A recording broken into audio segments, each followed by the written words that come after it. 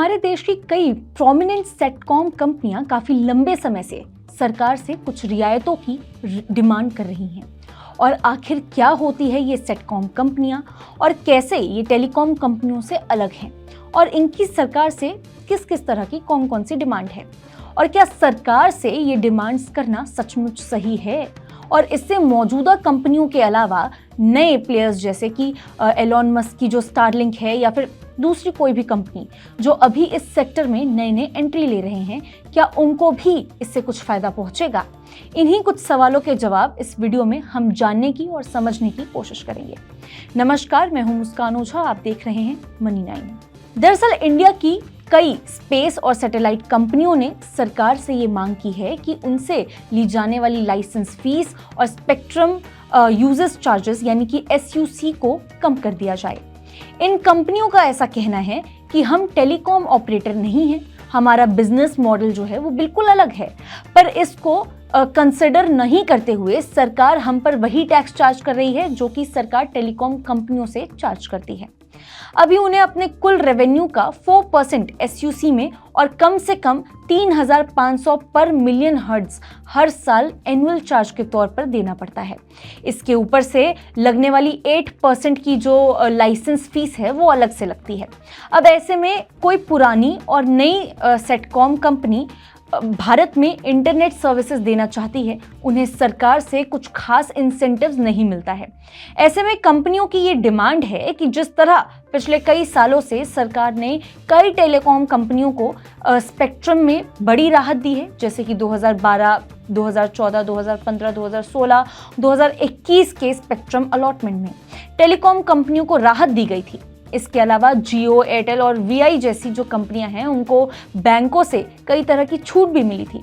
अब सेटकॉम कंपनियां भी इस तरह चाह रही हैं कि उन्हें भी उसी तरह से सरकार बैक करे।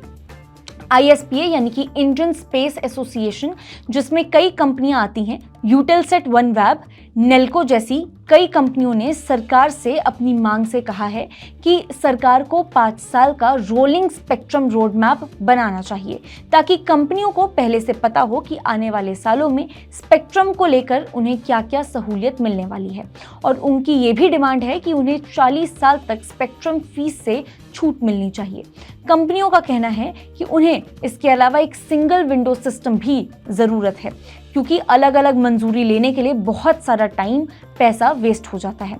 इसलिए सिंगल विंडो सिस्टम के जरिए कंपनियां चाहती हैं कि उन्हें नेटवर्क, सर्विसेज और इंपोर्ट क्लियरेंस सब एक ही जगह से मिल सके। इसके अलावा सरकार जो कंपनियों से USOF यानी कि ये जो पूरा एक फंड है, इसके नाम पर पैसा लेती है, जो अब DBN यानी कि डिजिटल भारत निधि कर दिया गया है, ये पैसा सीधे सीधे सरकार के कंसोलिडेटेड फंड ऑफ इंडिया में चला जाता है, जिससे सरकार गांव देहात और देश के बाकी जो दूर दराज के इलाके हैं उसमें मोबाइल कनेक्शन और ब्रॉडबैंड सर्विसेज पहुंचाने में खर्च करती है।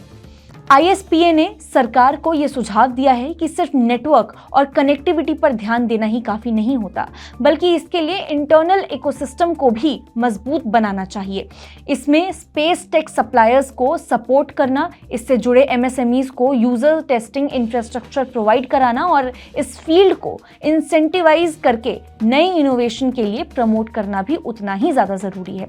वैसे सरकार ने हाल ही में नेशनल टेलीकॉम पॉलिसीज 2025 का ड्राफ्ट जारी किया है, जिसमें टेलीकॉम और सेटकॉम इंडस्ट्री का 2030 तक का विजन दिया गया था। बताया गया था कि आगे किस तरह के डेवलपमेंट्स हो सकते हैं।